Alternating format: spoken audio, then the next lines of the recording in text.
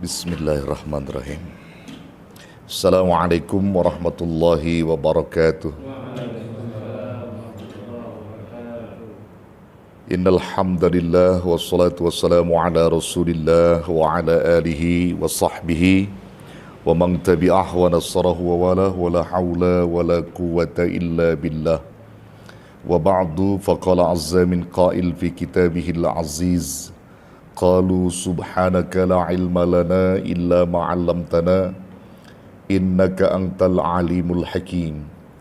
Nawayna at-ta'alluma wat-ta'lim wat-tazakkura wat-tazkir wan-naf'a wal-intifa' wal-ifadata wal-istifadah wal-hassa 'ala at-tamassuki bi kitabillahi wa sunnati rasulih wad-du'a ila al-huda wad-dilalata 'ala al-khair ibtigha'a wajhillahi wa mardatihi wa qurbihi was-sawabih. Al-Fatihah. A'udzu billahi minasy syaithanir rajim. Bismillahirrahmanirrahim. Alhamdulillahi rabbil alamin arrahmanir rahim maliki yaumiddin. Iyyaka na'budu wa iyyaka nasta'in. Ihdinas siratal mustaqim. Siratal ladzina an'amta 'alaihim ghairil maghdubi 'alaihim waladdallin. Amin. Rabbighfir lana wa liwalidina amin. Saudara-saudara jamaah Majlis Zikir wa Ta'lim, musalla syukur yang saya hormati dan muliakan, segenap jajaran pengurus musalla syukur, Bapak Syihabuddin yang saya hormati dan muliakan, semua para pencinta ilmu yang hadir di malam ini yang insya Allah selalu dirahmati, dimuliakan Allah Jalla Jalaluh. Alhamdulillah, dengan izin Allah kita bisa hadir kembali di majlis ini untuk sama-sama berniat mencari dan menggali ilmu-ilmu Allah guna bekal kehidupan kita minad dunia ilal akhirah. Insya Allah apa yang kita niatkan dan kita inginkan diijabah oleh Allah Subhanahu wa Ta'ala.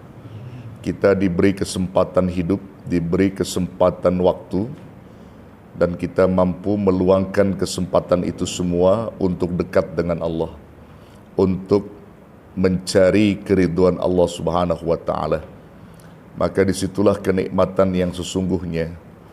Kita belum tentu merasakan nikmat-nikmat yang begitu indah gitu, dan tidak bisa diukur nikmat kedekatan kita kepada Allah dengan nikmat-nikmat yang lain.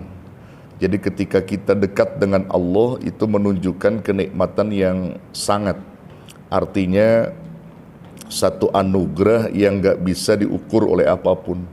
Jadi kalau kita bisa dekat dengan Sang Khalik yang Maha Kuasa, yakni Allah Rabbul Jalil, itu merupakan anugerah yang gak bisa diukur oleh apapun, saudara.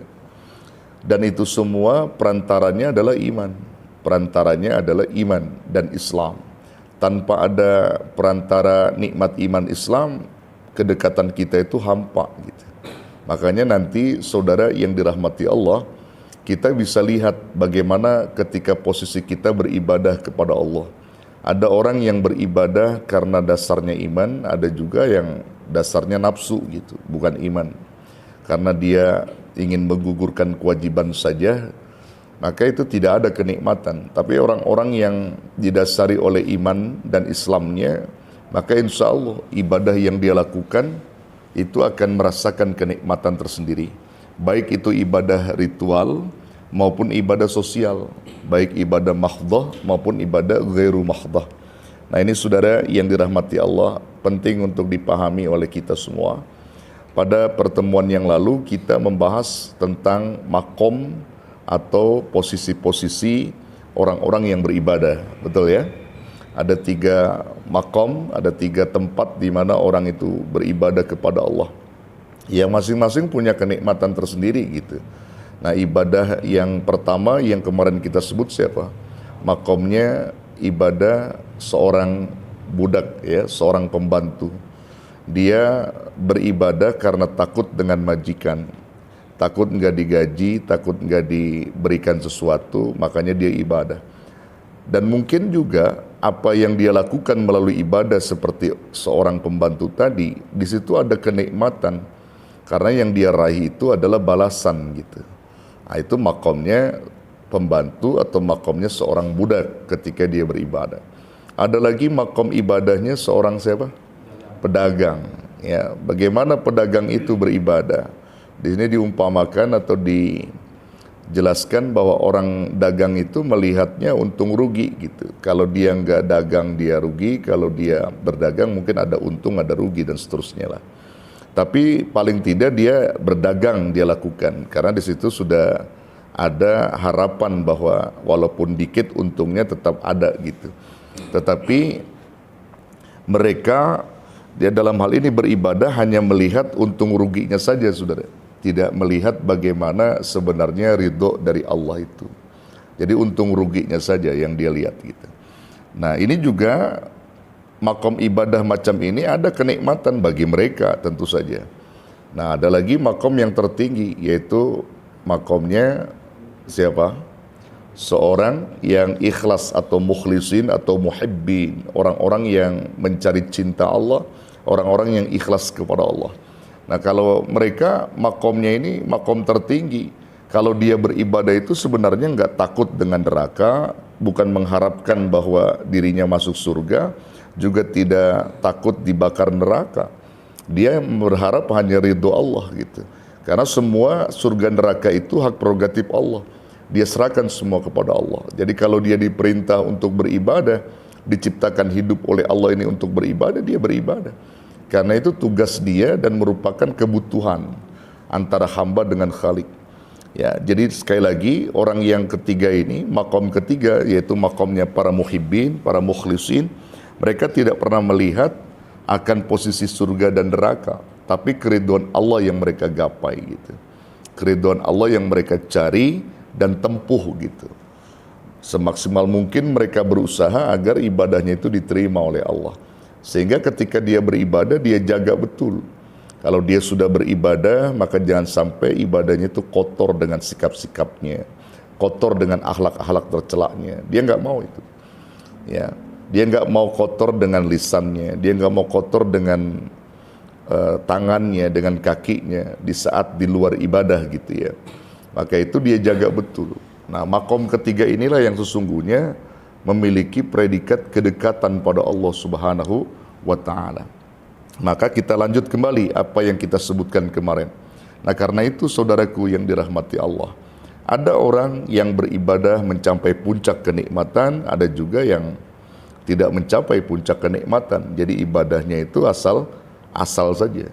Jadi kalau dia ibadah ya sudah, nggak ada kenikmatan. Ada juga orang yang beribadah itu jadi beban gitu. Jadi beban, ada nggak? Jadi kalau ibadah itu rasanya beban gitu. Ada nggak begitu? Ada ya. Sholat zuhur beban, sholat asar beban, terlebih sholat subuh. Ya itu jadi beban gitu, lagi ngantuk-ngantuk bangun gitu ya. Tapi bagus juga ketika dia bangun gitu kan. Bagus juga ketika dia bangun berwudu kemudian melangkahkan kaki berjamaah, masih bagus juga itu. Walaupun bahasa terpaksa dan jadi beban dia tetap kerjakan. Tapi yang jadi masalah ketika ada orang bangun di waktu subuh itu beban tapi nggak pernah ibadah gitu, nggak pernah berwudu, nggak pernah langsung bergegas ke masjid gitu untuk sholat, atau minimal dia sholat munfarid itu enggak, itu jadi masalah. Ya, berarti orang itu ada masalah pada dirinya gitu ya. Nah, saudaraku yang dirahmati Allah, nah kita ingin ibadah yang kita lakukan selama ini adalah mencapai puncak kenikmatan. Al-ibadatu laisa laha mutta'atun. Ibadah tiada nikmat. Bila dilakukan, maka itu ada masalah di dalam dirinya. Jadi kalau ibadah nggak punya nikmat, itu ada masalah di dalam dirinya. Nah, Allah Subhanahu wa Ta'ala memerintahkan manusia untuk beribadah sudah didesain sedemikian rupa oleh Allah melalui syariah atau panduan dari Allah Subhanahu wa Ta'ala. Jadi tujuan Allah mendesain syariah dalam ibadah itu tujuannya adalah untuk supaya hambanya itu benar-benar dekat dengan Allah. Tujuannya itu. Jadi sekali lagi saya katakan ibadah yang diperintahkan Allah bertujuan untuk sang hamba ini dekat kepada sang Khalik. Nah, kalau orang dekat biasanya nikmat nggak? Kalau orang dekat biasanya nikmat nggak? Belum tentu. Belum tentu juga. Ada juga orang dekat tapi nggak nikmat. Ya, dekat sekali tapi nggak nikmat gitu. Nah, itu yang nggak mau. Kita nggak mau seperti itu. Kita seorang hamba di saat kita ibadah, dan ibadah itu merupakan instrumen kedekatan kita itu sebagai sarana untuk mendekatkan diri kepada Allah melalui ibadah. Tapi ketika ibadah kita tidak merasa nikmat, itu tandanya masalah, bahwa orang itu sesungguhnya tidak dekat dengan Allah. Sekalipun dia katakan saya dekat dengan Allah melalui ibadah, tapi nggak ada nikmat, berarti nggak ada kedekatan. Jadi bohong ketika ada orang mengatakan saya sangat dekat dengan orang itu, tapi ketika mendekat malah dia hakikatnya menjauh, artinya main belakang-belakangan gitu. Ya, saling benci membenci gitu. Na'udzubillah. Nah, itu jangan sampai terjadi seperti itu pada diri kita, saudara. Nah, sampai dikatakan apa? Al-qurbu ni'matun wa ni'matun minallah. Kedekatan itu adalah nikmat dan karunia dari Allah. Jadi kedekatan hamba kepada Allah merupakan nikmat dan anugerah, karunia dari Allah. Wa min 'abdin wa lam yastamta' bi ibadatihi fa innahu laisa bil qurbi minallah. Bila seorang yang telah beribadah kepada Allah tapi tidak merasakan kenikmatan sedikit pun dari dan di dalam ibadahnya, fa innahu laisa bil qurbi minallah, maka sesungguhnya ia sedang tidak dekat dengan Allah. Tuh. Ya, jadi kalau ada orang beribadah lalu tidak mencapai puncak kenikmatan dalam ibadah, sesungguhnya dia lagi sedang tidak dekat dengan Allah. Jadi hanya orang-orang yang dekat dengan Allah saja yang mencapai puncak kenikmatan itu. Tuh. Saudara pernah nggak merasakan nikmat dalam ibadah? Pernah nggak? Kalau pernah berarti Anda sudah merasa udah berada pada posisi yang diperhitungkan atau posisi yang memang dicari oleh para muhibbin gitu. Jadi ibadah itu nikmat gitu. Nikmatnya luar biasa gitu. Ya, jadi kalau ada orang beribadah lalu dia tidak mencapai puncak kenikmatan dari ibadah tadi, sesungguhnya mereka tidak sedang dekat dengan Allah Subhanahu wa taala.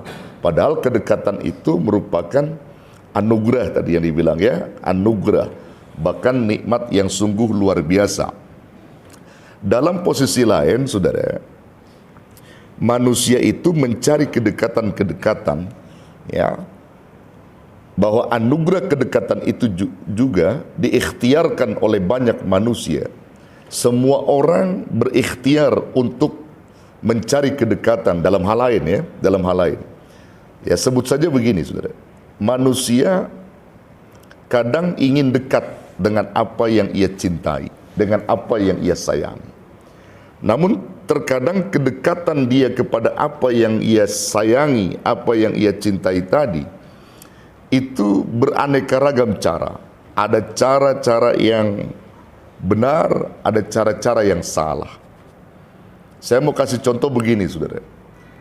Saudara ketika jatuh cinta kepada sang kekasih, sebut sajalah seorang dulu istri antum ya, pengen antum ajak ke pelaminan, bahkan ingin dijadikan sebagai istri gitu. Pada masa silaturahim ketika itu, antum ingin sekali dekat dengan dia. Lalu apa cara yang antum lakukan ketika dekat dengan dia? Kan macam-macam tuh ya caranya ya. Ada yang dengan rayuan, kemudian apa lagi? Gimana? Ya kalau Udin martabak mungkin barangkali ya. Ya. Kalau Bahrun apa, Run? Kopi ya, kopi gula. Ya macam-macam dah ya. Pokoknya macam-macam lah caranya gitu ya. Caranya. Nah sekarang persoalannya, apapun cara yang dia lakukan, kalau ternyata itu dibenarkan dan halal, tidak masalah. Udin misalnya pengen merayu kekasihnya agar dekat dengan dia, bahkan dia pun dekat dengan kekasihnya, maka dengan cara membawa martabak setiap datang ke rumah kekasihnya, misalnya begitu. Nah, kalau martabaknya boleh beli dari hasil keringat Udin, halal nggak? Halal. Tapi kalau martabaknya boleh, boleh bukan, boleh ngambil, ya boleh nyuri, itu kan, iya kan, tujuannya benar ingin dekat, tapi caranya nggak benar gitu, betul nggak? Iya, caranya nggak benar. Nah, orang juga kalau ingin dekat dengan Allah, ya, harus ada cara yang dibenarkan gitu. Ada cara-cara yang dibenarkan. Jadi supaya kedekatannya itu sampai. Maka pantas kalau ada orang beribadah yang katanya ngaku dekat dengan Allah, berbagai cara sudah dilakukan, tapi belum juga ada kenikmatan. Berarti ada masalah dalam cara itu. Bisa jadi cara yang dia lakukan, ya, satu, tidak ada unsur keikhlasan, betul nggak? Ya, bisa jadi ada unsur kesombongan supaya dia disebut orang yang ahli ibadah, misalnya begitu. Nggak ada nikmat. Ya, atau bisa juga dari mengkonsumsi hal-hal yang diharamkan oleh Allah. Dia makan haram lebih banyak ketimbang halalnya gitu. Dan juga maksiat mata, maksiat telinga, maksiat lisan, tangan dan kaki itu lebih banyak. Tapi dia melakukan ibadah, tidak ada ketenangan dan kenikmatan. Itu juga termasuk cara-cara yang salah. Nah, supaya kita bisa dekat dan dekat kita diterima oleh Allah dan kita merasakan kenikmatan, lakukan cara kedekatan kita melalui ibadah itu dengan cara yang halal. Mengkonsumsi barang-barang yang halal, menjaga pandangan mata kita dari segala macam bentuk maksiat, menjaga telinga kita dari perkara mendengarkan yang haram, ya kan? Lalu kemudian melakukan sesuatu yang diperintah oleh Allah. Saya yakin itu akan memperoleh kenikmatan. Bahkan jauhkan sifat ria, jauhkan sifat sombong dalam hatimu, ya, jauhkan sifat kedengkian. Yakinlah ibadah yang kau lakukan akan merasakan puncak kenikmatan dan akan menuju puncak kenikmatan. Begitu, saudara yang dirahmati Allah, penting. Ya, jadi cara lain manusia juga banyak melakukan kedekatan-kedekatan melalui cara yang berbeda-beda. Tapi tentu saja di dalam agama, cara kedekatan kita kepada Allah melalui instrumen ibadah yang diperintah harus dengan cara yang halal dan cara yang disyariahkan oleh Allah Subhanahu wa taala. Artinya yang dituntun sesuai dengan panduan Allah dan Rasulnya, saudara. Ya, kedekatan itu banyak sekali gitu ya. Ada seorang anak ingin sekali dekat dengan orang tuanya, dan orang tuanya juga merasa nyaman ketika dekat dengan anak-anaknya, begitu ya. Tapi ada nggak orang tua tidak nyaman ketika dekat dengan anaknya? Ada nggak? Ada nggak?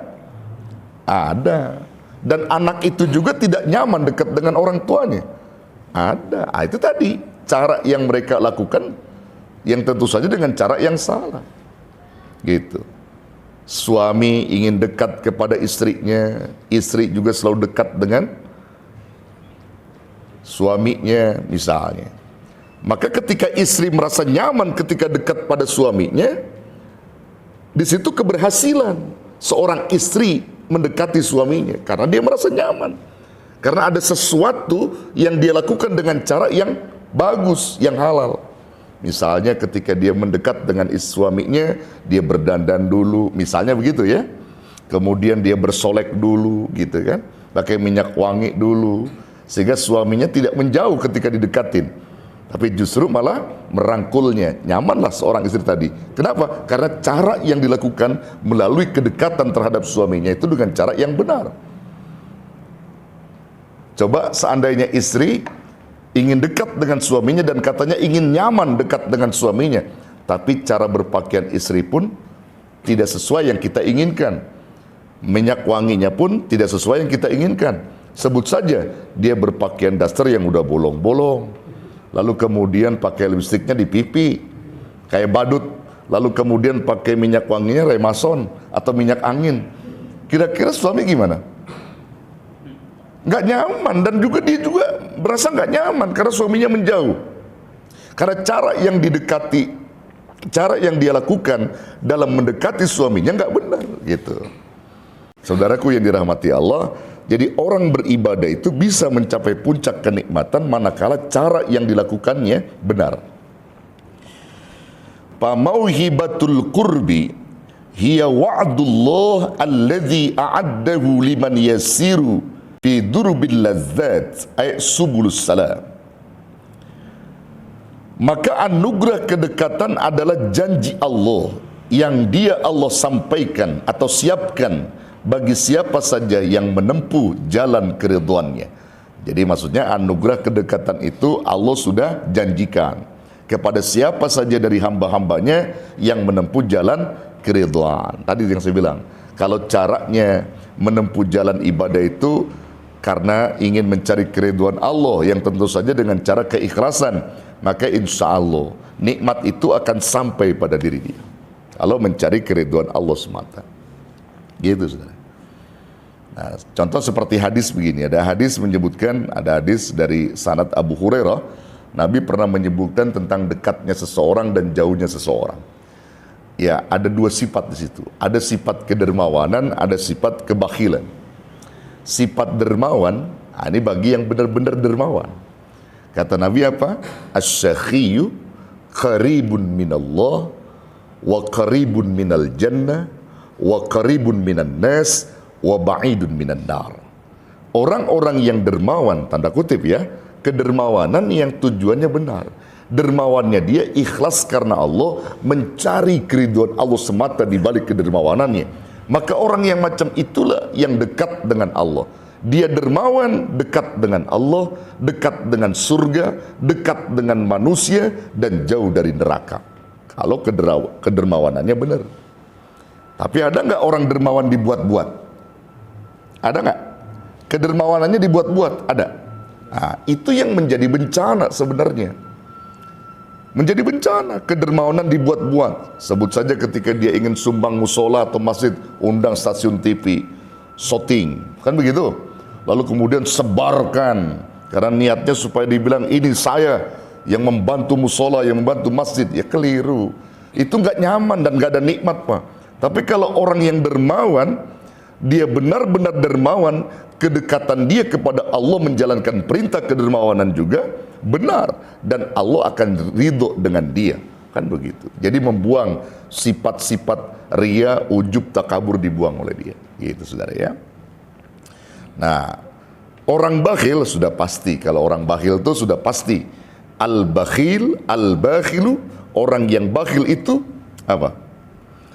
Ba'idun minallah, jauh dari Allah, wa ba'idun minal jannah, jauh dari surga, wa ba'idun minan nas, jauh dari manusia, wa qaribun minan nar, namun dekat dari api neraka. Ini orang bakhil, orang kikir, pelit gitu ya. Yang artinya dia sudah salah dalam menjalankan hidup karena kekikiran tadi. Tapi kalau orang dermawan mesti dipertanyakan, ada orang dermawan yang benar-benar tulus kedermawanannya, ada yang tidak tulus gitu. Kalau yang tidak tulus nggak nyaman.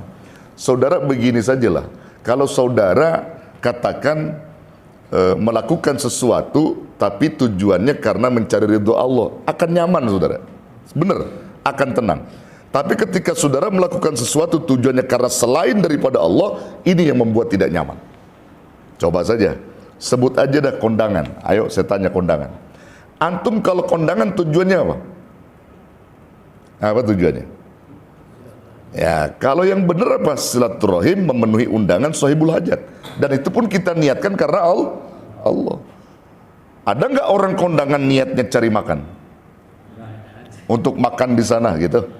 Ada kan? Atau rasa tidak enak dengan orang ini? Kata tidak enak nggak boleh, Pak. Karena itu udah kewajiban kita karena diundang. Ya kan? Memenuhi undangan saudara kita.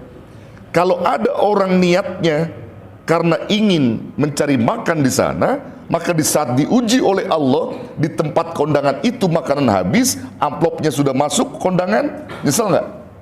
Nyesel, kecewa, nggak ada nikmat, Pak. Tapi kalau orang karena Allah, ikhlas karena Allah, dia penuhi undangan itu, lalu di sana diuji oleh Allah, makanan habis misalnya, nggak ada masalah, nikmat kok. Yang penting udah silaturahim, udah ketemu sahibul hajat, dan juga nggak ada celoteh mulut kejelekan untuk orang itu, untuk si hajat itu nggak ada. Itu orang yang karena Allah. Tapi posisi antum di mana kira-kira? Kondangan karena Allah atau karena mencari makan, saya tanya. Mudah-mudahan karena Allah ya. Kemarin-kemarin sih masih karena makan ya. Nah ini penting juga saudara. Ini hal-hal kecil saya kira penting ya. Jangan sampai hal itu, hal-hal kecil seperti ini, Kalau kita tidak sikapi dengan iman akan jadi masalah, Pak. Tapi kalau kita sikapi dengan iman, insya Allah itu akan jadi kenikmatan. Kalau perkara seperti itu aja, ada puncak kenikmatan ibadah, puncak kenikmatan kondangan gitu kan, apalagi masalah ibadah. Kalau ibadah itu akan ada nikmat-nikmat tersendiri. Kalau kita niatkan karena Allah dan juga kita jauhkan perkara-perkara yang haram, niat-niat yang busuk harus kita hilangkan. Kita harus berharap karena Allah dan menjaga makan minum dari hal-hal yang haram. Insya Allah ibadah yang kita lakukan akan mencapai puncak kenikmatan. Insya Allah.